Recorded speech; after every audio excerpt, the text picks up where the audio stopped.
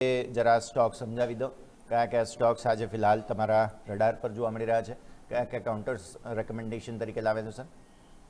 I think હું એક જ આપીશ, કારણ કે હજી પણ આજના બિલકુલ. દિવસમાં નિફ્ટીએ રિકવર તો કરી છે, but it is two soon to say કે અહીંયાથી બોટમ બની ચૂક્યું છે કે નહીં.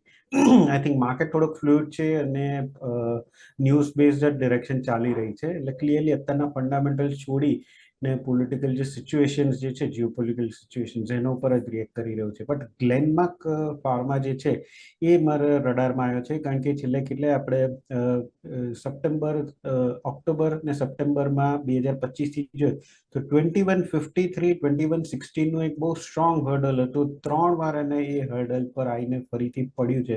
અને આજના દિવસમાં આપણે જોઈએ છે કે એક સારા સપોર્ટ, એક સારું વોલ્યુમ સાથે આજે ક્લોઝિંગ આપી રહ્યું છે અને ક્લિયરલી આજે એક સારું એવું અપસાઇડ જોવા મળી રહ્યું છે.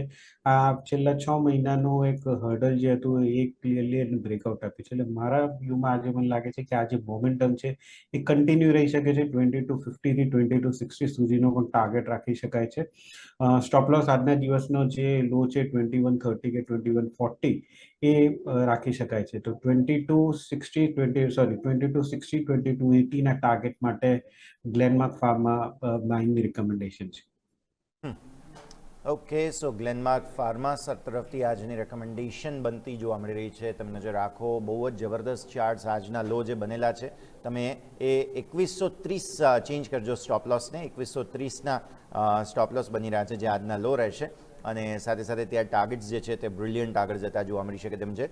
તો સરની આજની રેકમેન્ડેશન છે ગ્લેનમાર્ક ફાર્મા, કે જેને તમારે ધ્યાન પર રાખવાનું રહેશે.